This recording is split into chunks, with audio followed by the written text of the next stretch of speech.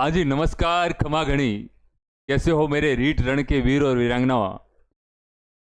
आशा है कि आप मस्त होंगे और आपकी तैयारी अच्छी तरीके से हो रही होगी।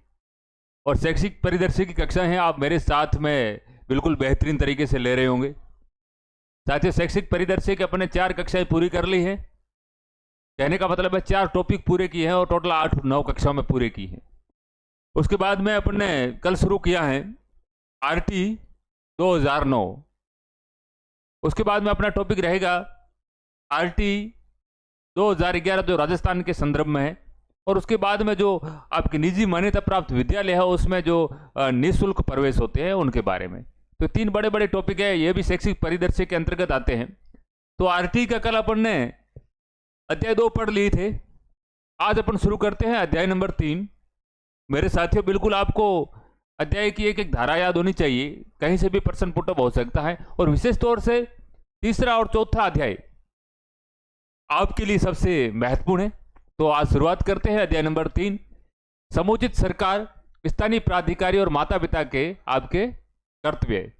ये धारा 6 से 11 तक है, 6 से 11 तक। देखिए, हम अलग अलग धारा को अलग अलग हिसाब से पढ़ेंगे। 6 से 11 तक धारा देखिएगा। बात करते हैं धारा 6 की। धारा 6 में क्या है? विद्यालयों की स्थापना करना। विद्यालयों की स्थापना की बात की गई है, यानी 6 में क्या है जी? स्थापना। ऐसे आप है ना एक कीवर्ड पकड़ के याद रख सकते हो, 6 में स्थापना।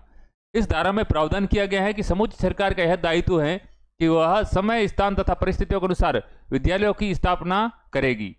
क्या करेगी? सरकार है, उसका दायित्व है कि वह समय, स्थान और परिस्थितियों के अनुसार है विद्यालयों की स्थापना करेगी। जैसे आरटी 2009 कहता है कि प्रावधानों के अनुसार प्रत्येक 1 किलोमीटर से यानी 1.5 किलोमीटर की दूरी में आपके एक प्राथमिक विद्यालय होना चाहिए। एक प्राथमिक विद्यालय होना चाहिए। कहां से? 1 से लेके 1.5 किलोमीटर, 1 से लेके 1.5 किलोमीटर की दूरी के अंतर्गत आपके कैसा विद्यालय? प्राइमरी विद्यालय होना चाहिए, प्राथमिक विद्यालय होना चाहिए। ये इसकी आपके दूरी का आंकड़ा है। और 2 से लेके 2.5 किलोमीटर तक, 2 से लेके आपके 2.5 किलोमीटर यानी 2.5 किलोमीटर के दायरे में कैसा विद्यालय है? जैसे 1.5 किलोमीटर तक आपके प्राथमिक विद्यालय हो गया, तो आपके 2.5 जहां दूरी 2 से लेकर 2.5 किलोमीटर है वहां पे आपके उच्च प्राथमिक विद्यालय होना चाहिए। कैसा होना चाहिए जी?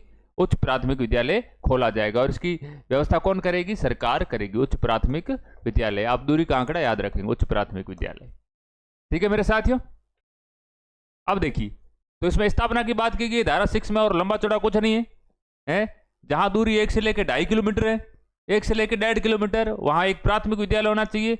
और 2 से लेकर 2.5 किलोमीटर दूरी है, वहां पे आपके एक उच्च प्राथमिक विद्यालय होना चाहिए। इसकी स्थापना कौन करेगी भाई? सरकार करेगी। आगे बढ़ते हैं जी। सरकार को भाई यह व्यवस्था करनी पड़ेगी, ठीक है ना। और सरकार समय समय पर अनेक योजनाएं और इस प्रकार की व्यवस्था करती रहती है। आगे क्या था? 7 का याद रखोगे, अनुपात। 7 है वित्त का अनुपात। थोड़ा ऐसे आप है ना इसको राइमिंग वर्ड्स है इसे जोड़ के भी याद कर सकते हो, ठीक है ना।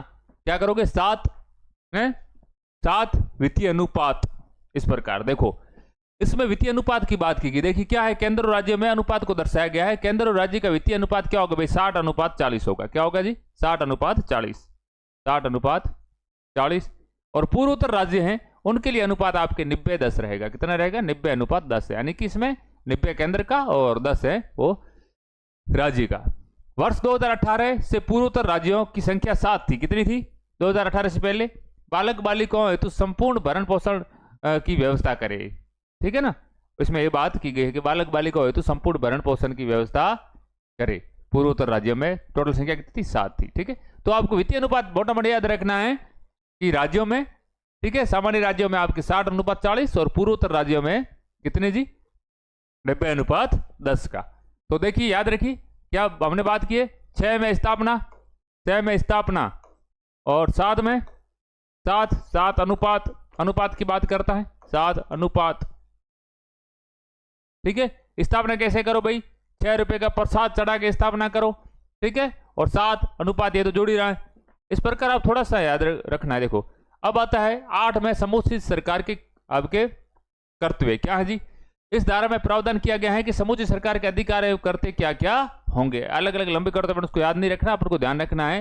प्रश्न यहीं से पुटअप होगा कि समुचित सरकार के कर्तव्य कौन से आपके धारा में है, तो धारा नंबर 8 में है जी। आगे आती धारा 9 में आते हैं स्थानीय प्राधिकारी के कर्तव्य। ये 8 में होगा समुचित सरकार के कर्तव्य आगे, और धारा 9 में स्थानीय प्राधिकारी के कर्तव्य। इस धारा में प्रावधान किया गया है कि इसमें समुचित सरकार के अधिकारी वर्ग के अधिकार तथा कर्तव्य क्या हो गए, जो ठीक है ना, सरकार के नीचे जितने भी अधिकारी आते हैं जिले लेवल से लेके आपके ब्लॉक वगैरह, ठीक है ना, उनके कर्तव्य क्या होंगे, जो है विद्यालय है पीयू के लेवल के हैं, उन सभी के आपके जो है राइट्स है उनकी बात की गई है। आगे देखिए धारा 10 में आते माता पिता के कर्तव्य। देखिए आपको कंटिन्यू याद रखना है, वापस देख लीजिए एक बार, रिवीजन कीजिए। धारा नंबर 6 कहती है विद्यालय की स्थापना सरकार करेगी। धारा 7 अनुपात की बात करता है। धारा 8 है समुचित सरकार के कर्तव्य भाई, धारा 8 समुचित सरकार के कर्तव्य है, ठीक है। और धारा 9 करती है प्राधिकारी यानी प्राधिकारियों के कर्तव्य। ऐसे लिख के याद करोगे आप ऑटोमेटिक याद हो जाएगा। याद करने का तरीका ही है, जितना आप रिवीजन करोगे उतना जल्दी याद होगा। प्राधिकारी के कर्तव्य, देखिए कर्तव्य। और धारा 10 में है माता पिता के कर्तव्य। ये देखो माता पिता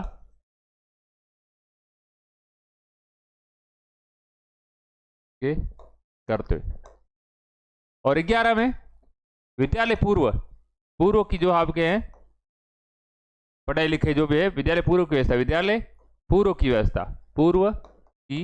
व्यवस्था देखिएगा। ये आपके हैं जो अपन अध्याय नंबर 3 पढ़ रहे हैं, 3 के अंतर्गत आते हैं जो आपकी धाराएं। देखो माता पिता के कर्तव्य क्या होगा कि माता पिता के कर्तव्य होगा, ठीक है नहीं। और पुराने समय में वैसा अपने कहा गया है कि है ना, अपने ऐसे माता पिता बालक के दुश्मन होते हैं जो अपने माता पिता बच्चों को नहीं पढ़ाते हैं, ठीक है ना। तो वही बात है कि इस धारा में प्रावधान किया गया है कि कोई भी स्थानीय अभिभावक 6 से 14 वर्ष के बच्चों को प्राथमिक शिक्षा प्राप्त करने तो प्रेरित करें, ठीक है। 6 से 14 वर्ष के बच्चों को इस धारा में स्थानीय अभिभावकों के अधिकार एवं कर्तव्यों का उल्लेख किया गया है कि एक अभिभावक के कर्तव्य क्या होंगे, उस बच्चे को प्रेरित करके बेटा तो स्कूल जा। ऐसे बच्चे होते हैं जो स्कूल के जाने के लिए आनाकानी करते हैं, तो उन बच्चों को किसी न किसी प्रकार का लालच विशेष या किसी न किसी प्रकार से बच्चों को प्रेरित करके स्कूल भेजें, ठीक है ना। आगे देखिए धारा 11 की बात करते हैं, विद्यालय पूर्व की व्यवस्था। इस धारा में प्रावधान किया गया है कि समूची सरकार का दायित्व है कि 0 से 6 वर्ष के बालक बालिकाओं की व्यवस्था सरकार द्वारा की जाएगी। जैसा कि आपने एनईपी 2020 में पढ़ा था, 0 से 6 वर्ष के बालक 0 से 6 वर्ष का बालक, 0 वर्ष का तो बालक जाएगा ही नहीं, सीधी सी बात है, 1-2 वर्ष का बालक है। इसमें आता आपके 3 से लेकर 6 वर्ष का जो बालक है उसके लिए आंगनबाड़ी और बाल बाटिकाएं हैं, उनकी स्थापना एनईपी 2020 है इसमें बात करती है। तो ये मोटा मोटा अपने था धारा 6 से लेकर 11 तक अध्याय नंबर कौन सा जी, 3 नंबर। अब आता है अध्याय 4 और सबसे मुख्य विद्यालय और शिक्षकों के उत्तरदायित्व बात करते हैं अपन, ठीक है। इसको आप इसके जितने भी धारे हैं उसको आप बिल्कुल है ना पॉइंट टू पॉइंट, मतलब कहने का मतलब है धारा टू धारा उसको याद रखना है कि किस धारा में क्या बात कही गई है। और यहां से प्रश्न आपके बहुत सी परीक्षाओं में पुटअप हुए हैं, ठीक है। आपकी तृतीय श्रेणी अध्यापक भर्ती परीक्षा हो या फिर सेकंड ग्रेड हो, फर्स्ट ग्रेड हो, आपके सीटेट हो, ठीक है। प्रत्येक परीक्षा में लगभग ये आपके है जिसमें जो शिक्षा से संबंधित है उसमें प्रश्न पुटअप हुए हैं। देखिएगा धारा 12 में क्या है? देखो 12 को ऐसे याद करो, 12 है वर्ग हारा यानी ऐसा वर्ग हारा का मतलब है हारा हुआ वर्ग, यानी कि जो गरीब है, गरीब वर्ग है, ठीक है, गरीब वर्ग। 12 वर्ग हारा, 12 है धारा 12 वर्ग हारा, कहने का मतलब है ऐसा वर्ग, ठीक है, निर्धन वर्ग। कैसा वर्ग? हारा वर्ग का मतलब निर्धन वर्ग के लिए क्या करेगी सरकार, ठीक है, जो आपके निजी शिक्षण संस्थानों के, ये अलग टॉपिक भी है, अलग टॉपिक आएगा अपन इसका। ये अपन पहला आरटी 2009 पढ़ रहे हैं, इसके बाद में अपना आरटी 2011 है राजस्थान के संदर्भ वो पढ़ेंगे। उसके बाद में निजी विद्यालयों में जो आपके निःशुल्क प्रवेश है उसको अलग से भी पढ़ेंगे, लेकिन यहाँ भी पढ़ लेते हैं, यहाँ पढ़ लिया तो आपके लिए आसान हो जाएगा थोड़ा। तो ये बात करता है 12 कैसे बालक जिनके माता पिता की जो है क्या भाई आय, वार्षिक आय है 2 लाख से कम है, कम है तो उनके लिए जो निजी विद्यालय हैं, प्राइवेट स्कूल हैं, उसमें 25% सीटें हैं वो आरक्षित रहेगी। 25% सीटें आरक्षित रहेगी। अब किस कक्षा के लिए 25% सीटें आरक्षित रहेगी? सीधी सी बात है, इसमें प्रवेश देखो क्या लिखा हुआ है, प्रावधान किया गया है कि निजी शिक्षण संस्थानों को अपने विद्यालय की कक्षा प्रथम, सिर्फ प्रथम के लिए, ऐसे नहीं बालक सीधा द्वितीय में आपके एडमिशन ले रहा है तो वहां पर 25% सीट आरक्षित नहीं होगी। शुरू में यदि कक्षा प्रथमा में, यदि प्रथम क्लास में बालक आपके एडमिशन ले रहा है तो उसमें 25% सीटें है किसके लिए आरक्षित रहेगी? किसके लिए? जैसे आपके नए 16 एडमिशन आते हैं, 16 एडमिशन, कितने? 16 एडमिशन, 16 एडमिशन आते हैं तो 25% का मतलब हुआ उसमें 4% है वो कैसे निर्धन वर्ग से आएंगे जो कि आरक्षित रहेगी, यानी निःशुल्क वाले आएंगे 4 बच्चे, और 12 बच्चे कौन होंगे? 12 बच्चे जो सामान्य है उनसे फीस ली जाएगी, फीस ली जाएगी। ये आपको ध्यान में मोटा मोटा आंकड़ा रखना है। और किस क्लास के लिए? प्रथम के लिए, ऐसे, ठीक है ना। अब प्रथम वाला द्वितीय में आ गया तो उसका चलता रहेगा, कक्षा जो 8 तक है आपके वो है ना, इसका निःशुल्क है, बिना फीस के वो चलता रहेगा, ठीक है। अब सीधा द्वितीय में आ गया, तृतीय में आ गया, निर्धन वर्ग का है, फिर उसके लिए नियम लागू नहीं है जी, ठीक है। तो मोटा बड़े ये है आपको धारा 12 वर्ग हारा प्रति व्यक्ति फीस प्राप्त करता है जो उस समय प्रवेश शुल्क से 10 गुना राशि तक का जुर्माना लगाया जाएगा। यदि बालक निर्धन है और 2 लाख से कम है, ठीक है, तो यदि ऐसी फीस प्राप्त, यदि वो फीस लेता है उनसे, ठीक है, उनका यदि चयन हो जाता है, लॉटरी, इसमें लॉटरी निकाली जाती है लॉटरी के माध्यम से, और फिर भी यदि फीस लिया जाता है तो क्या कि उससे 10 गुना राशि है, प्रति व्यक्ति 10 गुना राशि है, उस विद्यालय से जुर्माना लगाया जाएगा, जुर्माना लगाया जाएगा, वापिस राशि ली जाएगी, ठीक है ना। आगे देखिए, विद्यालय पर जुर्माना लगेगा कि बच्चे, बालक का भी सीधी सी बात है, बालक का जो सरकार खुद है उनकी 25% वाले जो आरक्षित को है, इनको सरकार खुद है निजी विद्यालय को क्या देती है? इनकी फीस देती है, ठीक है ना।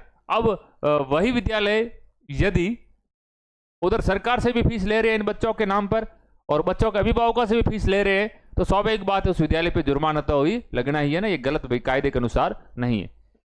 आगे देखिए, हाँ, यदि कोई प्रवेश परीक्षा ली जाती है तो पहली बार 25,000 रुपये जुर्माना, और आगे भी परीक्षा ली जाती है तो प्रत्येक बार 50,000 रुपये जुर्माना लिया जाएगा। इसमें यह भी बात की गई भाई प्रवेश परीक्षा नहीं ली जाएगी, क्या नहीं ली जाएगी जी? प्रवेश परीक्षा बालक की नहीं ली जाएगी।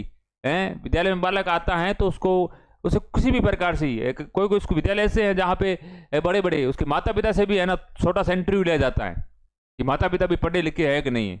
अब पढ़ाना तो बालक को है लेकिन वो लेते हैं उन माता पिता से पूछ के आप पढ़े, उनका नाम अंग्रेजी में आती है कि नहीं आती। तो सरकार कहती है कि भाई है ना किसी भी प्रकार की है माता पिता की तो बात दूर है, बालक से भी कोई प्रवेश परीक्षा नहीं ली जाएगी कि उसके आधार पर एडमिशन के जो होशियार बच्चा होगा जिसको है ना अच्छा खासा उसको नॉलेज हो वही हमारे विद्यालय में प्रवेश ले सकता। नहीं, यदि बालक कमजोर है तो विद्यालय का जो दायित्व रहेगा कि उस बालक का जो स्तर है उसको उसमें सुधार करें।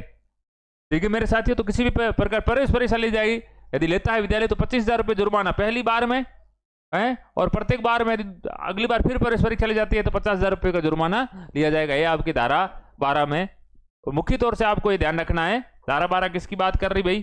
धारा 12 बात करती है 25% आरक्षण का, जो है धारा 12 हारा की बात करती है। इसमें प्रावधान किया गया है कि एक बार आरक्षण का लाभ छोड़ देने पर उन्हें दोबारा आरक्षण प्रदान नहीं किया जाएगा। ये भी है यदि बच्चे का एडमिशन प्रथमा क्लास में हो गया है 25% आरक्षण के तहत, अब यदि बालक विद्यालय छोड़ के दूसरे विद्यालय में चला जाता है, जैसे द्वितीय क्लास में तृतीय क्लास में चला गया, ठीक है, जब वो वापिस आएगा तो फिर जो उसको फ्री में पढ़ रहा था 25% आरक्षण के तहत, अब उसको सुविधा नहीं मिलेगी। अब आती धारा 13। धारा 13 देखिए मेरे साथियों, प्रवेश के लिए किसी प्रति व्यक्ति फीस और अनुवीक्षण प्रक्रिया का ना होना। ठीक है 13 प्रवेश नहीं होगा। ये देखो प्रवेश की बात अपने ऊपर कर ली है,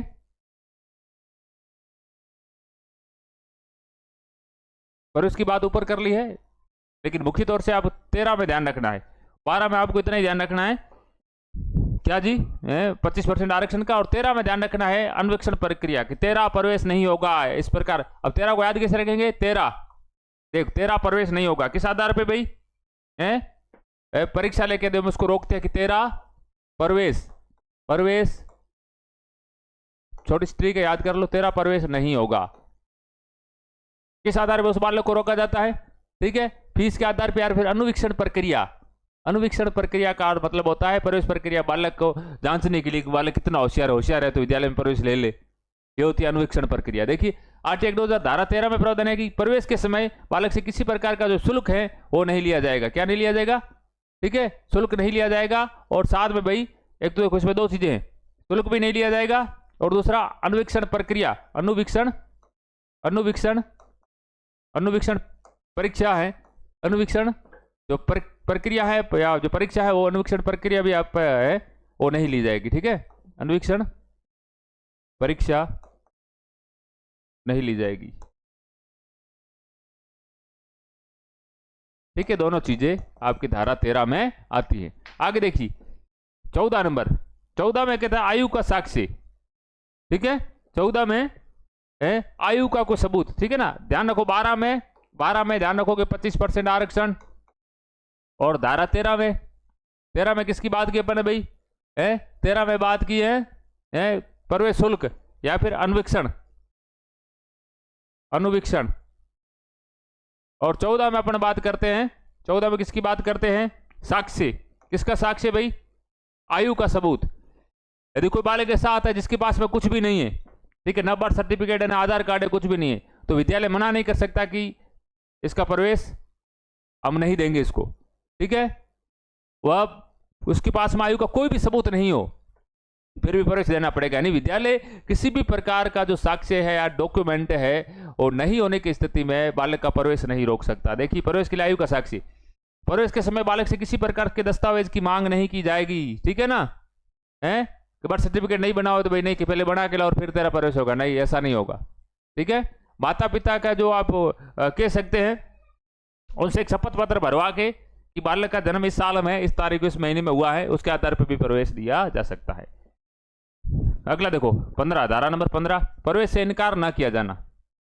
देखो यह प्रावधान किया गया कि बालक के प्रवेश की अंतिम तिथि 30 सितंबर है, 30 सितंबर। देखो 15-15-30, ये ध्यान रखो 15-15-30 है धारा 15।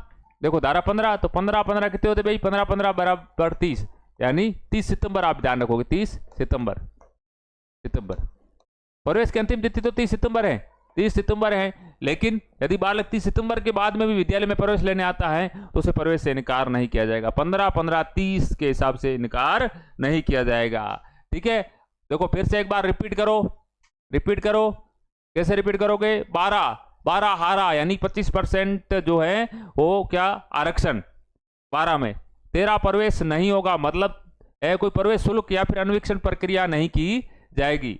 और भाई अपन 14 में पढ़ा, 14 में हो गया अपने साक्ष्य सबूत। आयु कितनी? 14 वर्ष, बालक की लास्ट आयु 14 आयु। तो 14 में आपको ध्यान रखना है आयु का कोई साक्ष्य विद्यालय नहीं मांगेगा। ठीक है, मतलब मांग सकता है, नहीं होने की स्थिति में उसका प्रवेश रोका नहीं जा सकता। ठीक है, और 15-15-30 यानी 30 सितंबर तक जो है इसकी डेट फिक्स है। लेकिन यदि इसके बाद भी कोई विद्यार्थी प्रवेश लेने आता है तो उसको अपन रोक नहीं सकते प्रवेश लेने से। ठीक है, आगे देखो 16, रोकने और निष्कासन का प्रतिषेध। इसमें प्रावधान है कि प्रारंभिक शिक्षा पूर्ण होने पर बालक का किसी भी स्तर पर ठहराव या अवरोधन नहीं किया जाएगा। ठीक है, बालक को किसी भी कक्षा में रोका नहीं जाएगा। ठीक है, निःशुल्क एवं अनिवार्य बाल शिक्षा का अधिकार संशोधन 2019, प्रत्येक शैक्षणिक सत्र के अंत में 5वीं और 8वीं की परीक्षा ली जाएगी।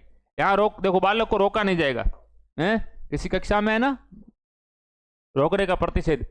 16 में रोकने का रोड़ा। देखो 16 में किसका रोड़ा?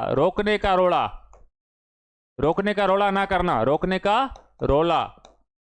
अब कहते हैं रोड़ा करते हैं तो रोड़ा नहीं करना है, रोकने का रोड़ा। 16 में रोड़ा नहीं करना है। और भाई 5वीं और 8वीं की जो परीक्षा ली जाएगी, यदि बालक फेल हो जाता है तो 2 माह का विशेष जो है शिक्षण देकर 2 माह का विशेष शिक्षण देकर वापस परीक्षा ली जाएगी। यदि पूर्ण परीक्षा में फेल हो जाता है तो उसे कक्षा में रोका जाएगा दोबारा। यदि 5, देखो बाकी किसी कक्षा में नहीं रोका जाएगा, सिर्फ 5वीं और 8वीं में रोक सकते हैं। किस स्थिति में? 5वीं और 8वीं क्लास में रोक सकते हैं। किस स्थिति में है भाई? यदि एक बार बालक फेल हो गया, ठीक है, तो क्या करो, एक बार फेल होने की स्थिति में उसको 2 माह का विशेष शिक्षण दो, 2 माह का विशेष शिक्षण दीजिए। ठीक है, और शिक्षण देने के बावजूद भी यदि बालक फेल हो जाता है तो 5वीं और 8वीं में फिर अपन रोक सकते हैं। ये 2019 का कहता है। अब ऐसा क्यों है भाई?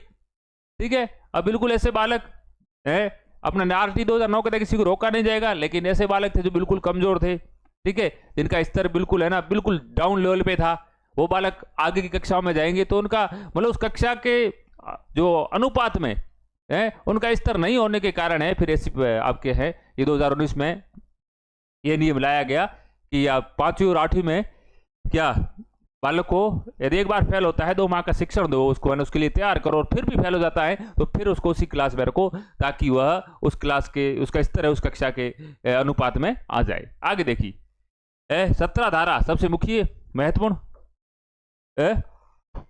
इसको आपने तो रट के रखा होगा, 17 में खतरा है बालक को किसी भी प्रकार का जो आपके शारीरिक उत्पीड़न या फिर मानसिक जो प्रताड़ना है वो नहीं दी जाएगी। ऐसा 2 आरटी 2000 आपके 9 कहता है। शारीरिक उत्पीड़न बालक के साथ में नहीं किया जाएगा, और कि बालक को ऐसा मानसिक उत्पीड़न ऐसा कुछ शब्द भी नहीं कहा जाएगा जैसे बालक क्या हो मानसिक तौर से क्या हो उत्पीड़ित हो या प्रताड़ित हो। तो 17 में खतरा शारीरिक व मानसिक उत्पीड़न निषेध, इस धारा में प्रावधान किया गया कि बालक का शारीरिक व मानसिक शोषण नहीं किया जाएगा।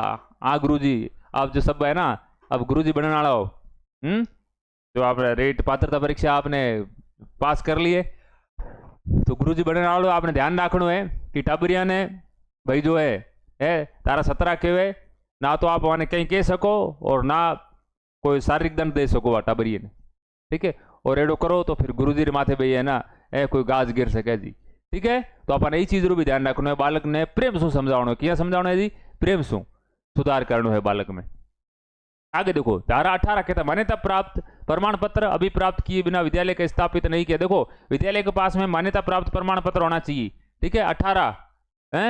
18 में क्या यदि विद्यालय को स्थापित किया जाता है नया तो मान्यता प्राप्त प्रमाण पत्र होना चाहिए, विद्यालय के पास मान्यता तो होनी चाहिए ना, बिना मान्यता के विद्यालय कैसे चला सकते हैं। इस धारा में प्रावधान किया गया है कि कोई विद्यालय संगठन सरकार द्वारा मानकों को पूरा करता है तो उसे विद्यालय संचालन की अनुमति दी जाती है। 18 में आपको क्या याद रखना है, 18 में मान्यता 18 है तो इसको मान्यता मान 18 माने से याद जोड़ के आप याद कर सकते हो, 18 मान 18 यानी मान्यता, ठीक है। 19 में विद्यालय के मानक है, मानक का मतलब है विद्यालय के पास में क्या क्या सुविधा होनी चाहिए। 19 है धारा 19 में विद्यालय के मान और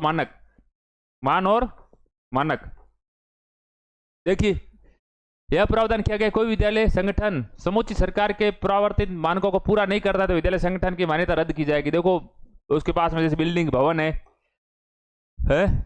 भवन वगैरह है, शिक्षकों की व्यवस्था, शिक्षक हो गए शिक्षक, ठीक है, और साथ में बालक बालिकाओं के लिए भी अलग से जो है जो टॉयलेट वगैरह शौचालय वगैरह है, शौचालय मूत्रालय, ठीक है ना। तो ये सब जो ये मानक है भौतिक संसाधन वगैरह ये पूर्ण होने चाहिए, ऐसा नहीं है तो फिर उसकी मान्यता रद्द की जा सकती है। कहीं कहीं ऐसा होता है अभी रूम 2 बने हुए 2 रूम है और 2 रूम में भाई कक्षा चल रही है 8 तक, कहाँ तक 8वीं तक विद्यालय 8 क्लासेस चल रही है तो फिर आप आशा कर सकते हो कि उस विद्यालय में पढ़ाई किस प्रकार से हो रही है। यानी एक रूम में 4 कक्षा अपन ने उसमें लगा के रखी है तो क्या प्रत्येक बालक अपनी कक्षा के अनुसार पढ़ पाएगा, नहीं पढ़ पाएगा ना। तो फिर इस कारण से ये कहता है कि उसके विद्यालय को अपने मान और मानक पूरे करने चाहिए। 19 मान याद कैसे रखोगे, 19 मान का अर्थ है मानक, 19 मान, ठीक है। आगे देखिए 20 नंबर धारा 20 अनुसूची में संशोधन करने की शक्ति की बात करती है।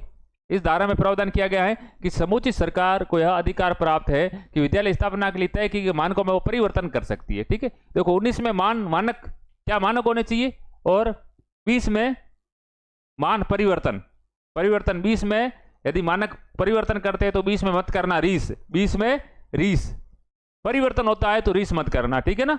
तो परिवर्तन की बात की गई है, 20 में परिवर्तन में रीस नहीं होगी। आगे देखो मुख्य धारा आती है, ये अपन पहले भी पढ़ चुके हैं है जी, ये अपने जो विद्यालय प्रबंधन समितियां थी वो उसमें पढ़ चुके हैं। एसएमसी का गठन है, देखिएगा धारा 21 किसकी, ये भी प्रश्न पूछा गया कई बार। एसएमसी का गठन किया जाएगा, स्कूल मैनेजमेंट कमेटी, स्कूल, ठीक है ना, स्कूल मैनेजमेंट कमेटी, ठीक है, कमेटी का आपके गठन किया जाएगा, स्कूल मैनेजमेंट कमेटी का गठन किया जाएगा। इसमें कितने सदस्य होंगे जी, 16 सदस्य होंगे, 16 सदस्य, 16 सदस्य, 50% महिलाएं होनी चाहिए, 50% महिलाएं होनी चाहिए। और इसका भी अध्यक्ष कौन होगा? एसएमसी का अध्यक्ष होगा अभिभावक। अध्यक्ष कौन होगा? अभिभावक। अभिभावक मोटा मोटा मैं आपको बता रहा हूं एक बार फिर से, अभिभावक। सचिव कौन होगा? सचिव होगा ताला प्रधान, ताला प्रधान, ताला प्रधान। ठीक है जी। और इसके आपके दो भाग है, एक है साधारण सभा, साधारण सभा। अब ये जो अपने बात की 16 सदस्य है किसके? ये है दूसरा भाग कार्यकारिणी समिति की है, कार्यकारिणी समिति दूसरी बनेगी, कार्यकारिणी समिति। ठीक है मेरे साथियों, इसमें 16 सदस्य वाला ये रूल है, 50%। ठीक है ना। साधारण सभा में विद्यालय में पढ़ने वाले जितने भी बालक बालिका हैं उनके माता पिता इसके सदस्य होंगे, शिक्षक सदस्य होंगे। ठीक है। और आसपास के जो जनप्रतिनिधि हो इसके सदस्य होंगे। इसमें विशेष तौर से इनके द्वारा साधारण सभा द्वारा चयन किया जाता है। ठीक है। इसकी कोरम पूर्ति कितनी है भाई? इसकी कोरम पूर्ति 33% है, 1/3। और इसकी कोरम पूर्ति है 25%, 25%। ठीक है। इसकी साधारण सभा की जो बैठकें है साल में कितनी होनी चाहिए? कम से कम 3 बैठकें। और इसकी बैठक होनी चाहिए प्रत्येक अमावस्या को, प्रत्येक अमावस्या, प्रत्येक अमावस्या को। और अमावस्या के दिन छुट्टी पड़ रही है, अवकाश है, तो उसके अगली डेट को। ये मोटा मोटा है। तो देखो विद्यालय के प्रबंधन के लिए क्या किया जाएगा? प्रबंधन और नियंत्रण हेतु स्थानीय अभिभावकों को सम्मिलित करते हुए विद्यालय प्रबंधन समिति का गठन किया जाएगा, जो विद्यालय की जो शैक्षिक और शैक्षिक गतिविधियों के लिए हमेशा प्रबंधन करेगी और उन पर नियंत्रण करेगी। और ये तो होती है आपकी कक्षा 1 से लेकर 8 तक के लिए, 1 से 8 तक। और इसी प्रकार कक्षा 1 से 12 के लिए कौन सी होती है भाई? एसडीएमसी, एसडीएमसी है, school development and management committee. देखो अब देखो 21 में एसएमसी आ गई तो क्या करेगी? 22 में सीधा सी बात है, विकास योजना की बात की गई है? इस धारा में प्रावधान किया प्रत्येक शाला प्रतिष्ठान का यह दायित्व होगा कि वह सत्र प्रारंभ होने से पूर्व अपने प्रारंभिक स्तर की शिक्षा में सुधार करने हेतु एक अल्पकालीन प्रपत्र में वार्षिक विकास योजना, ठीक है, एनुअल डेवलपमेंट प्लान का प्रारूप तैयार करे, जिसे संस्थागत नियोजन कहा जाता है। संस्थागत नियोजन के अंतर्गत एक आपके वार्षिक विकास योजना बनाएगा विद्यालय। ठीक है। तो 21-22 दोनों उसमें आ गया विद्यालय प्रबंधन समिति और 22 में आ गया विद्यालय विकास योजना। बात करते 23 की। ये सबसे अध्याय नंबर 4 है, सबसे लंबा अध्याय है, बड़ा अध्याय है। 23 में बात की गई शिक्षकों की नियुक्ति के लिए योग्यताएं। क्या योग्यताएं? देखिए इस धारा में प्रावधान है किया गया है कि शिक्षकों की योग्यता और अयोग्यता क्या होगी। आपको इतना ही ध्यान रखना है, योग्यता और अयोग्यता क्या होगी जी। है शिक्षकों की योग्यताएं बात की गई 23 में। किसमें? 24 में शिक्षकों के कर्तव्य, शिक्षकों के दायित्व का उल्लेख किया गया है। प्रत्येक शिक्षक को आदर्श एवं नैतिक चरित्र वाला होना चाहिए। ठीक है ना। ये इसमें बात की गई। शिक्षक कैसा होना चाहिए? देखो शिक्षक एक समाज का कहते आईना होता है। अरे यदि वही आदर्श नहीं है और उसका चरित्र अच्छा नहीं है तो बाकी जो समाज क्या सीख लेगा और बच्चे क्या सीख लेंगे। तो शिक्षक समाज का आईना है। शिक्षक चाहे तो देश को बदल सकता है, शिक्षक चाहे तो पूरे समाज को बदल सकता है, और शिक्षक चाहे तो एक पूरे विद्यालय को बदल सकता है, और एक शिक्षक चाहे तो एक बालक को बदल सकता है। तो शिक्षक में इतनी बड़ी आपकी जो है एबिलिटी होती है। तो शिक्षक को ये भी चीज ध्यान रखना, विद्यालय समय के अलावा बाहर भी ध्यान रखना होता है कि मुझे मेरा जो कैरेक्टर है, मेरा चरित्र है, उसको कैसा बना के रखना है, आदर्श बना के रखना है, अच्छा चरित्र बना के रखना है। क्योंकि मुझे देख के आज भी शिक्षक का पद है, बाकी सब किसी भी पद पर आरोप लगाया जा सकता है, लेकिन शिक्षक का पद एक ऐसा पद है जिस पर आज भी है जो लोग विश्वास करते हैं कि शिक्षक है तो है आदर्श होगा, चरित्रवान होगा। तो मेरे साथियों आप भी शिक्षक बनो तो आपको भी ध्यान रखना है कि आपको अपना चरित्र ऐसा रखना है कि लोग आपकी मिसाल कायम कर सके। तो मेरे साथियों इसमें शिक्षक का कर्तव्य है कि अपने आप को आदर्श और चरित्रवान बना के रखे। आगे देखिए, आगे आता 25 में फिर आता है। देखो एक अपने 7 में अनुपात की बात की। अनुपात 2 जगह आता है। एक तो धारा 7 में वो तो अनुपात था किसके? केंद्र और राज्य का, 60 और 40 और 90 और 10। ठीक है। अब यहां बात आती है छात्र शिक्षक अनुपात। ठीक है। एक कक्षा के छात्रों की संख्या के अनुसार शिक्षकों का अनुपात कितना होगा? क्या साथियों देखिएगा, छात्र शिक्षक अनुपात किसमें? धारा 25 में। धारा 25 में एक बार मैं फिर से यहां लिख लेता हूं ताकि आपको थोड़ा ध्यान में रहे। अपन बात कर रहे हैं धारा 25 की। धारा 25 की। साथियों मैं आपसे बात करता हूं, एक ऐसी कक्षा है जिसमें 80 बच्चे हैं, कितने 80 बच्चे हैं और उनको एक शिक्षक पढ़ा रहा है। तो क्या यहाँ वहां प्रत्येक बच्चा बेहतर पढ़ पाएगा? नहीं, बिल्कुल नहीं जी। ठीक है, एक शिक्षक ध्यान भी नहीं दे पाएगा। यदि कोई उनको कार्य करवाया जाता है, होमवर्क दिया जाता है, एक पीरियड आपके 35 मिनट का लगता है। तो एक पीरियड में वो प्रत्येक बच्चे की है ना आपके नोटबुक है वो भी जांच नहीं कर पाएगा, उसको भी 10-15 दिन लग जाएंगे। यदि एक बच्चे को 4 या 5 मिनट देता है तो दिन में सिर्फ 5, 7, 8 जो बच्चों की नोटबुक से वही जांच हो पाएगी। तो किसी ने देखो ज्यादा बच्चे हैं और शिक्षकों की संख्या कम है तो बच्चों पे है ना, ठीक है, शिक्षक ध्यान नहीं दे पाएगा और बच्चा बेहतर नहीं पढ़ पाएगा। इस कारण आपके धारा 25 में है और शिक्षक छात्र अनुपात है उसको तय किया गया है। देखो प्राथमिक विद्यालय है कक्षा 5 तक, तो वहां शिक्षक छात्र अनुपात कितना होगा? 30:1, यानी 30 छात्रों पर एक शिक्षक होगा। ठीक है, प्राथमिक विद्यालय में 30:1। उच्च प्राथमिक विद्यालय में ये बात कर रहे हैं, पहले हमने प्राथमिक विद्यालय की। उच्च प्राथमिक विद्यालय में जी 35:1। क्या थोड़े बच्चे बड़े होते हैं, ठीक है ना, तो इनको यानी बेहतर है, कक्षाएं बड़ी हैं तो बेहतर ढंग से भी उनको थोड़ा नॉलेज देना होता है। ठीक है, अब देखिए प्राथमिक विद्यालय में 30:1, उच्च प्राथमिक में 35:1 और प्राथमिक विद्यालय में 60 विद्यार्थी होने पर, यदि प्राथमिक विद्यालय में 60 होने पर फिर 2 शिक्षक होंगे, सीधा है 30 का डबल हो जाएंगे, 30 पे 1 है तो 2 हो जाएंगे। और प्राथमिक विद्यालय में छात्र संख्या 200 से अधिक है तो आप 30 के हिसाब से आंकड़ा लगाओ, 200 से अधिक से है तो फिर देखो छात्र शिक्षक अनुपात कितना होगा जी? 40:1 होगा। 40:1 होगा। कितना? 40:1, यानी 200 में 5 तो शिक्षक हो जाएंगे और एक वहां पे पूर्णकालिक प्रदाना जो आपके अध्यापक है वो भी होगा। तो ध्यान रखना है, आपसे पूछे कि यदि प्राथमिक विद्यालय में सीधा आपसे पूछ ले कि प्राथमिक विद्यालय में छात्र शिक्षक अनुपात कितना होता है तो आप कहोगे 30:1। उच्च प्राथमिक विद्यालय में छात्र शिक्षक अनुपात कितना होता है? 35:1। अब आपसे पूछ ले कि यदि प्राथमिक विद्यालय में आपके छात्र संख्या 200 से अधिक है तो वहां छात्र शिक्षक अनुपात कितना होगा? 40:1। ठीक है मेरे साथियों, और एक यहाँ पे प्रधान अध्यापक की भी आपके हैं पूर्णकालिक, और उसके साथ में सब्जेक्ट वगैरह और भी है, लेकिन ज्यादातर ये प्रश्न बार बार पूछा गया है शिक्षक छात्र अनुपात कितना होता है। आप आगे देखो धारा 26 शिक्षकों के पद भरे जाना है। देखो ये कहता है कि 10% से अधिक शिक्षकों के पद है और रिक्त नहीं रहेंगे, बस 10% से अधिक शिक्षकों के पद है और रिक्त नहीं रहेंगे किसी भी विद्यालय में, इसकी व्यवस्था कौन करेगी भाई? सरकार करेगी। अब आता है 27 नंबर में है गैर शैक्षणिक कार्य का प्रतिषेध किया गया। देखो आज भी इसके अलावा भी शिक्षकों के पास इतने कार्य होते हैं कि वो बच्चों पर पूरी तरीके से ना ध्यान नहीं दे पाते हैं। आज भी आप ऑनलाइन काम देखिए, इतने काम बढ़ गए शिक्षकों के। ठीक है, जब हम विद्यालय जाते हैं तो ऑनलाइन में मतलब एक दिन छोड़ के दूसरे दिन कोई ना कोई एक नया ऑनलाइन काम आ ही जाता है। ठीक है, वैसे ये ऑनलाइन काम आपके विद्यालय हित में और विद्यार्थी हित में ही होते हैं, लेकिन फिर भी वो थोड़ा सा उसका बर्डन ज़्यादा होता है तो बच्चों पर ध्यान शिक्षक दे नहीं पाते पूरी तरीके से। ठीक है, तो मेरे साथियों इससे पहले क्या था, शिक्षकों को है ना जैसे आपके प्लस पोलियो में ड्यूटी लगा दी।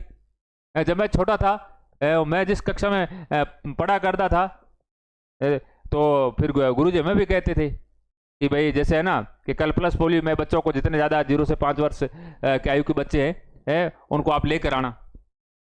और तो शिक्षक भी आते थे, दूसरे दिन डोर टू डोर होता था। रविवार के दिन तो विद्यालय में पोलियो की दवा पिलाई गई या फिर बस स्टेशन है वहाँ पे पिलाई गई और उसके बाद में डोर टू डोर है तो शिक्षक घर घर जाते थे। तो ये एक्स्ट्रा काम हो गया, इस कारण से बच्चों का जो सिलेबस है वो भी पूरा नहीं हो पाता।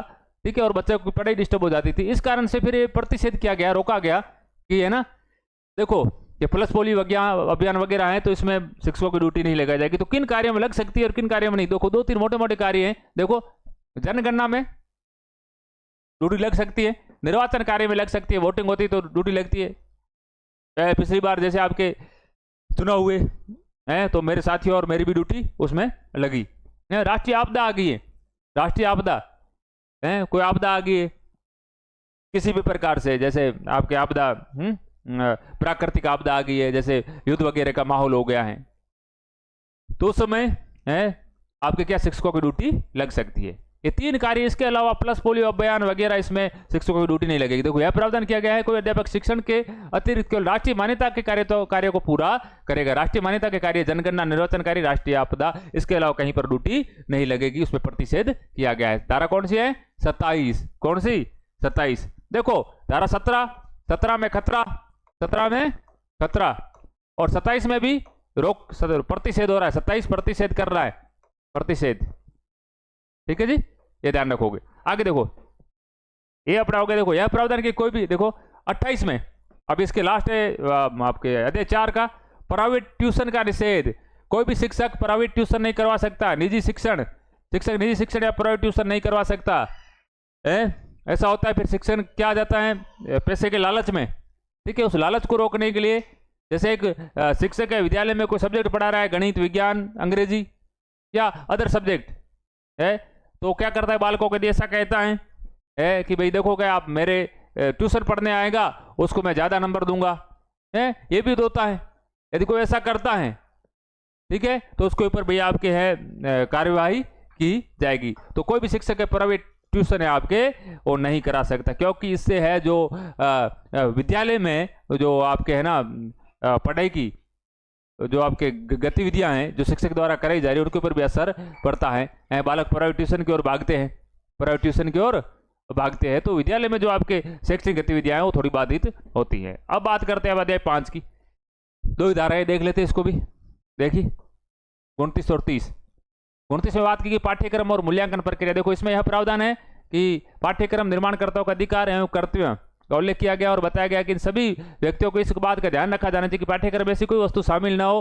है, देखो पाठ्यक्रम जो निर्माण कर रहे हैं, पाठ्यक्रम का जो निर्माण कर रहे हैं, ठीक है, उन व्यक्तियों को यह ध्यान रखना होगा कि ऐसी उसमें कोई कंटेंट नहीं डाले जैसे समाज, जाति, धर्म आदि, ठीक है ना, आदि से समाहित हो। मतलब क्या हो, किसी धर्म को या जाति को, समाज को ठेस पहुंचती हो, ठीक है ना, ऐसा कोई कंटेंट है उसमें नहीं डाला जाएगा पाठ्यक्रम में। ठीक है, आगे देखिए धारा 30, परीक्षा और प्रमाण पत्र। यह प्रावधान है कि प्राथमिक शिक्षा को पूर्ण करने तक किसी भी प्रकार की बोर्ड परीक्षाओं का आयोजन नहीं किया जाएगा। प्राथमिक यानी 5वीं तक की कक्षा है, अभी 5वीं बोर्ड है, लेकिन 4 तक कोई आपके बोर्ड कक्षाओं का प्रावधान नहीं है जी। आगे बढ़ते हैं, अध्याय 6, इसमें भी 2 धाराएं। बालकों के अधिकार का संरक्षण।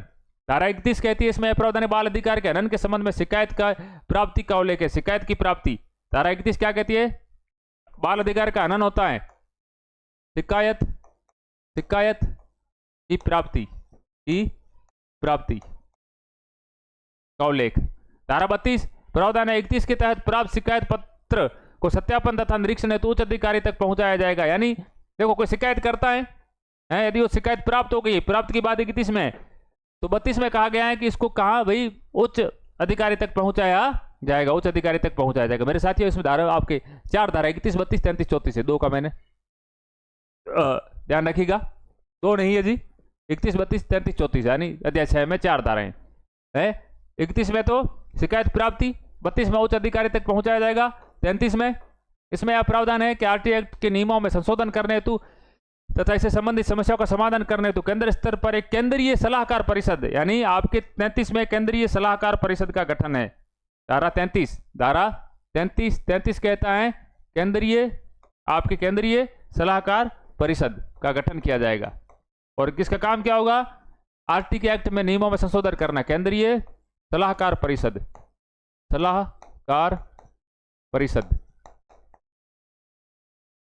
ठीक है मेरे साथियों। आगे बढ़ते 34, राज्य स्तर पर राज्य सलाहकार परिषद, दोनों देखिए 33 और 34 दोनों आप इसको ना कंपैरिजन करके, 33 में केंद्रीय सलाहकार परिषद का गठन और 34 में राज्य सलाहकार परिषद का गठन। अब आता है अपने अध्याय अंतिम में 7, इसमें प्रकीर्ण बात की गई है। धारा 35, इस धारा में बताया गया है कि अधिनियम को लागू करने के संबंध में अधिकारियों को निर्देश देने का पूरा अधिकार रहेगा। अधिकारी निर्देश दे सकते हैं कि अधिनियम को लागू करने का, यानी 35 में निर्देश, अधिकारियों को निर्देश 35 में क्या आ जाएगा जी? निर्देश देना। अधिकारी निम्न स्तर के अधिकारियों को निचले दर्जे के स्तर पर अधिकारी उनको निर्देश दे सकते हैं कि इनको भी लागू किया जाए, कहीं लागू नहीं होता है तो।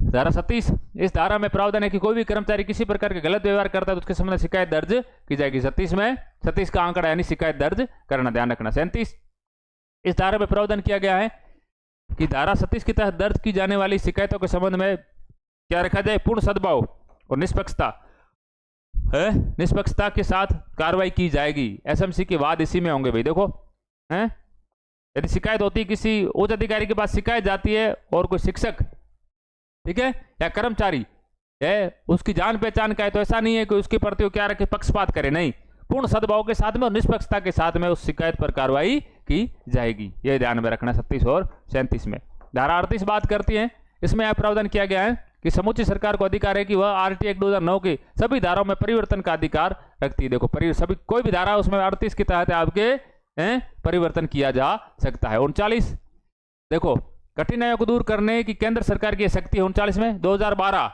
में इस अधिनियम में संशोधन द्वारा धारा 39 नामक एक नया प्रावधान जोड़ा गया, जिसमें कठिनाइयों को दूर करने की केंद्र सरकार की शक्ति का उल्लेख किया गया। देखो इतना सारा मेटेरियल राष्ट्र में याद के सर को 39 में है, यदि पूर्व में कोई कठिनाई आती है तो उनको दूर करेंगे लास्ट में। कब सब कठिनाई को दूर कब करेंगे भाई, लास्ट में। ठीक है मेरे साथियों, ये आपके हमने 7 अध्याय पढ़ लिए 2 कक्षाओं में। अब थोड़े महत्वपूर्ण तथ्य इसको देख लेते, देखिएगा।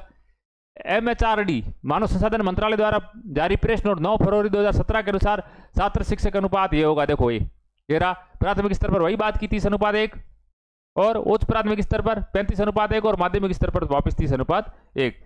नोट वर्ष 2022 में केंद्र सरकार द्वारा धारा 20 के अधीन प्रदत्त शक्ति का प्रयोग करते हुए अनुसूची विद्यालय के मान व मानक में संशोधन किया गया। देखो धारा 20 में क्या था, परिवर्तन की बात की गई थी कि 19 में देखो 19 का अपने के विद्यालय के मानक, ठीक है, तो फिर 20 में कहा गया था कि जो सरकार है उस मानकों में परिवर्तन कर सकती है, तो इसी शक्ति का प्रयोग करते हुए आपके 2022 में, ठीक है, उस अधिसूची में आपके क्या परिवर्तन किया गया, विद्यालय के संशोधन किया गया, जिसके तहत क्या किया गया कि दिव्यांग बच्चों के लिए विशेष शिक्षा शिक्षकों की संख्या, ठीक है, बच्चे ऐसे विद्यालय जो दिव्यांग है किसी न किसी प्रकार से हैं, तो उनके लिए विशेष शिक्षक लगाए जाएंगे। कक्षा 5वीं तक 10 दिव्यांग विद्यार्थियों को विशेष शिक्षक, दिव्यांग शिक्षकों के बारे में परिवर्तन किया गया। 10 दिव्यांग है तो 1 शिक्षक, और कक्षा 5वीं क्लास तक, ठीक है, और कक्षा 6 से 8वीं तक 15 दिव्यांगों पर 1 शिक्षक लगाया जाएगा। ठीक है ना। प्राइमरी स्कूल है यानी प्राथमिक है तो वहां यदि 10 दिव्यांग है तो 1 शिक्षक, और आपके उच्च प्राइमरी है, ठीक है ना, उच्च प्राथमिक है तो वहां पे 15 आपके छात्रों पर, दिव्यांग छात्रों पर 1 आपके शिक्षक लगाया जाएगा। अब देखो अनुसूची 1 क्या कहती है, देखो अनुसूची 1 की भी बात कर लेते हैं। कुछ रहना नहीं चाहिए मेरे साथियों, ऐसा कंटेंट जिससे बाहर कुछ भी नहीं। ठीक है, देखिए आरटी एक्ट 2009 में एक अनुसूची का उल्लेख किया गया जिसमें मुख्य प्रावधान है प्राथमिक कक्षाओं के लिए संपूर्ण और दिवस, देखो दिन और दिवस की बात की गई, दिवस और शिक्षण घंटे। ठीक है, देखो मैं आपको मोटा मोटा समझा देता हूं। यहां देख लीजिए, यहां मैं लिख लेता हूं आपके दिवस और यहां पे आपके शैक्षणिक घंटे। यहां मैं बात करता हूं प्राथमिक के लिए प्राथमिक, और यहां बात करता हूं उच्च प्राथमिक। मोटा मोटा समझ लो। देखो प्राथमिक कक्षा के लिए आपके शिक्षण दिवस होंगे 200 और उच्च प्राथमिक के लिए शिक्षण दिवस होंगे 220। ठीक है, प्राथमिक के लिए शैक्षणिक घंटे होंगे 800 और उच्च प्राथमिक के लिए शैक्षणिक घंटे होंगे 1000। ये आप मोटा मोटा आंकड़ा ध्यान में रखोगे, 200, 800 और 220 और 1000, ये देख लो। ठीक है, यही बात इसमें की गई है। कक्षा के लिए 220 दिन और शिक्षण दिवस आपके 1000 घंटे होंगे। ठीक है ना। आगे देखो, प्रत्येक अध्यापक को प्रति सप्ताह कार्य तय किया गया है। कितने घंटे प्रति सप्ताह शिक्षण, कितने घंटे भाई, 45 शिक्षण घंटे। कितने, 45। ये प्रश्न कई परीक्षाओं में पूछा गया, ये भी पूछे गए। पिछली आपकी रीड केयर है ना, मुख्य सेकंड ग्रेड फर्स्ट ग्रेड में सब में पूछा गया है। अनिवार्य है जिसमें तैयारी के घंटे भी शामिल है। ये भी पूछा गया है कि तैयारी के घंटे इसमें 45 घंटे में जो पूर्व तैयारी अध्यापक करता है वो भी इसमें शामिल है। प्रत्येक विद्यालय में कम से कम 150 विद्यार्थी होने पर वहां पर एक पूर्वकालिक एचएम भी रखा जाएगा। मैंने 200 वाली बात की थी ना, तो 150 के ऊपर होने पर पूर्णकालिक एक एचएम हेडमास्टर की व्यवस्था की जाएगी। अब देखो विद्यालय के लिए मान और मानक, देखो ये एक आपकी सूची है, मान और मानक। शिक्षकों की संख्या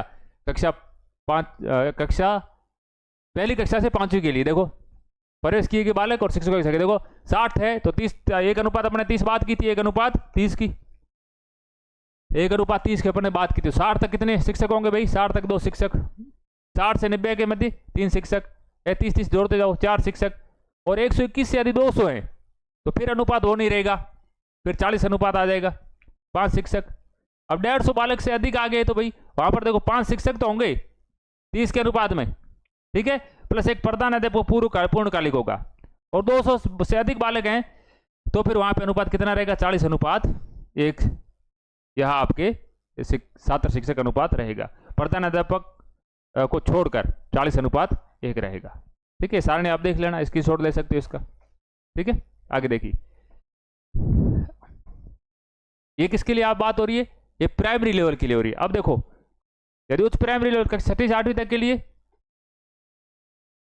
कम से कम प्रति कक्षा एक शिक्षक इस प्रकार होगा कि निम्नलिखित प्रत्येक के लिए कम से कम एक शिक्षक इन विषयों के लिए होना चाहिए। अनुपात तो बता दिया आपको, विज्ञान और गणित के लिए एक शिक्षक होना चाहिए, उस अनुपात के अलावा, ठीक है, सामाजिक अध्ययन के लिए एक शिक्षक होना चाहिए और एक भाषा का होना चाहिए।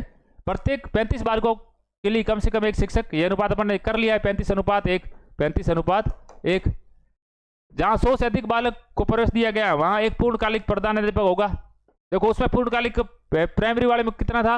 150 से अधिक, वो तो पेगा हेडमास्टर होगा, लेकिन यहाँ 100 से अधिक विद्यार्थी है तो आपके एक हेडमास्टर होगा। और अंशकालिक शिक्षक ये होंगे भाई, देखो कला शिक्षा का कला शिक्षा बढ़ाने के लिए अंशकालिक शिक्षक है ना, उसको लगाया जा सकता है। स्वास्थ्य और शारीरिक शिक्षा के लिए और कार्य अनुभव के लिए अंशकालिक शिक्षक होंगे, इनके लिए पूर्णकालिक शिक्षक होंगे विषयों के लिए। ये अपने बात की है प्राइमरी लेवल की और आपके अपर प्राइमरी यानी प्राथमिक और उच्च प्राथमिक। देखो अब भवन के लिए मानक, देखो हम भवन वाला मानक भी लेके आए हैं, देखिए आपके लिए सभी मौसम वाले भवन जिनमें निम्नलिखित होंगे, प्रत्येक शिक्षक के लिए कम से कम एक कक्षा होनी चाहिए और एक कार्यालय, सह भंडार, सह प्रधाना अध्यापक कक्ष भी होना चाहिए। बाधा मुक्त पहुंच हो ऐसा भवन हो। लड़के और लड़कियों के लिए पृथक शौचालय होने चाहिए। सभी बालकों के लिए सुरक्षित पर्याप्त पेयजल सुविधा होनी चाहिए, पानी की सुविधा। जहां दोपहर का भोजन विद्यालय में पकाया जाता है वहां एक रसोई घर भी होना चाहिए, किचन होना चाहिए, खेल का सामान भी होना चाहिए। सीमा, दीवार या बाउंड्री, विद्यालय भवन की सुरक्षा यानी विद्यालय की बाउंड्री होनी चाहिए। आगे देखिए, एक शैक्षिक वर्ष में कार्य दिवसों या शिक्षण घंटों की न्यूनतम संख्या कितनी होनी चाहिए? देखो ये अपने बात कर लिए, प्राइमरी लेवल के लिए 200 कार्य दिवस, 800 घंटे, और आपको उच्च प्राइमरी यानी 6ठी से 8वीं के लिए 220 कार्य दिवस और 1000 शिक्षण घंटे। अब देखिए, शिक्षण के लिए प्रति सप्ताह कार्य कितने? 45 घंटे, जिसमें तैयारी के घंटे भी शामिल है। अध्यापन शिक्षण का उपकरण प्रत्येक कक्षा के लिए अपेक्षानुसार उपलब्ध कराए जाएंगे, उपकरण जो भी है, ठीक है ना, उसमें आपके श्यामपट वगैरह, चौक, पास्तर पोषण वगैरह और अदर सब्जेक्ट है उनके अनुसार जो भी सामग्री चाहिए। एक पुस्तकालय होना चाहिए जिसमें समाचार पत्र, पत्रिकाएं, पुस्तकें और कहानी वाली पुस्तकें वगैरह ये शामिल होगी। खेल सामग्री, क्रीड़ा उपकरण होने चाहिए और खेल का मैदान भी होना चाहिए।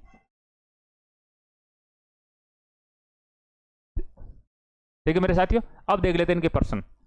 पहले अपन देखेंगे तृतीय श्रेणी पिछली परीक्षा 2023 में आए हुए प्रश्न, और उसके बाद में अपन देखेंगे अन्य परीक्षाओं में आए हुए। देखिए, प्राथमिक स्तर पर आरटी 2009 द्वारा विनिर्दिष्ट छात्र शिक्षक अनुपात कितना है? प्राथमिक लेवल पर हमने बात की है, कितना है जी? 30:1। 3 नंबर इसमें सही होगा। निःशुल्क और अनिवार्य शिक्षा अधिनियम 2009 आयु वर्ग के बालकों को निःशुल्क और अनिवार्य शिक्षा को सुनिश्चित करता है। रीट मुख्य परीक्षा 23 में पूछा गया है, कितने आयु वर्ग के बालकों 6 से 14? 2, इसका आंसर सही होगा, 6 से 14।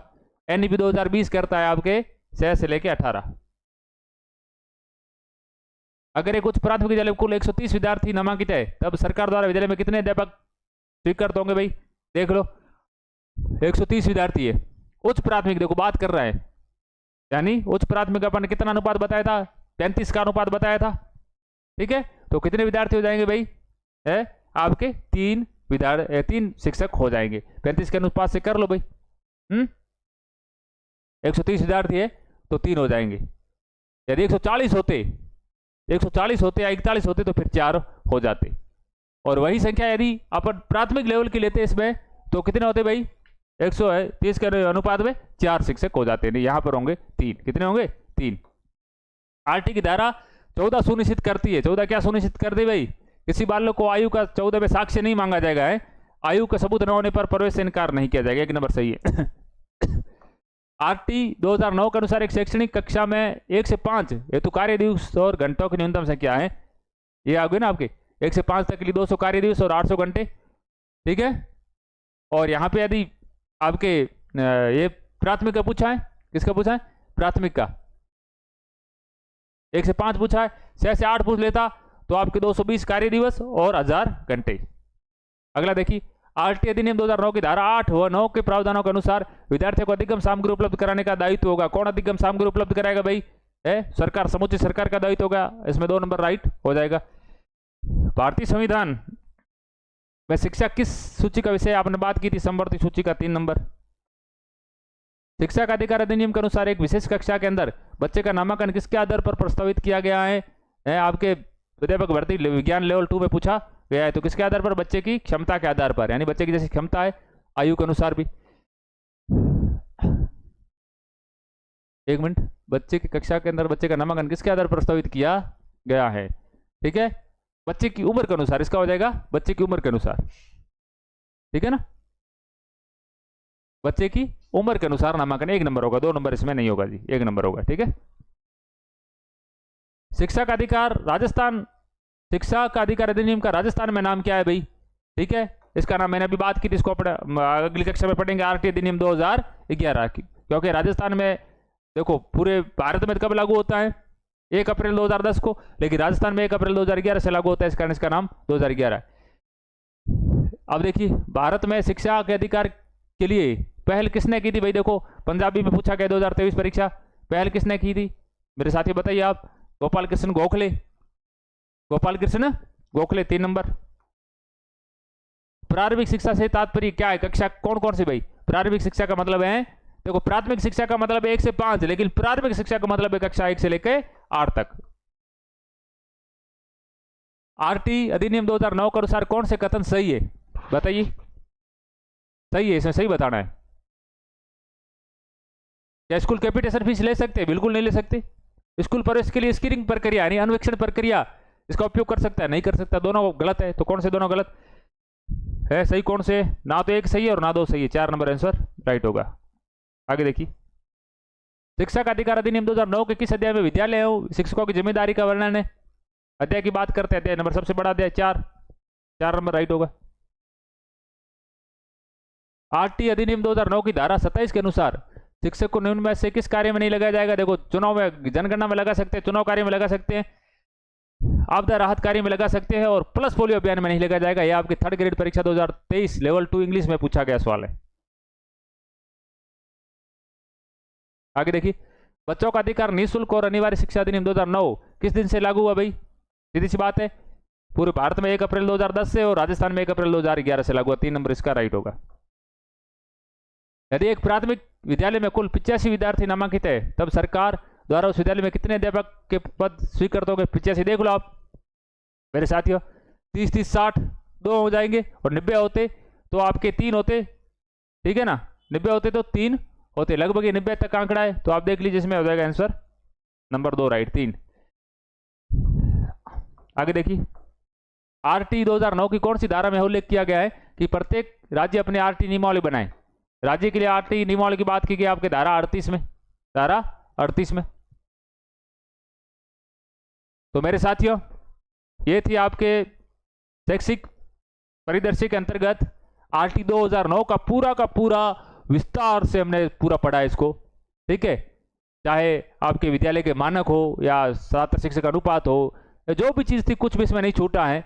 आपने यदि हमारी पूरी कक्षा देख ली और पीछे जो अपने पिछली 2023 की जो मुख्य परीक्षा में 3rd ग्रेड में प्रश्न आए हुए वो देख लिए, तो इससे बाहर कुछ नहीं आना है मेरे साथियों, ठीक है ना। आप इसको एक बार पूरा देखिएगा, और साथ में आपको यदि टेस्ट देना है तो प्ले स्टोर पर जाइए और ज्ञानदीप एजुकेशन आप ऐप डाउनलोड कीजिएगा, ठीक है। वहाँ पे आपको शैक्षिक परिदृश्य के और कंप्यूटर का टेस्ट मिल जाएगा, और साथ में इसकी PDF है वो भी आपको फ्री में अवेलेबल हो जाएगी। टेस्ट मात्र 31 रुपये में। तो आप पढ़ते रहिए, बढ़ते रहिए, मस्त रहिए, स्वस्थ रहिए। जय हिंद, जय भारत।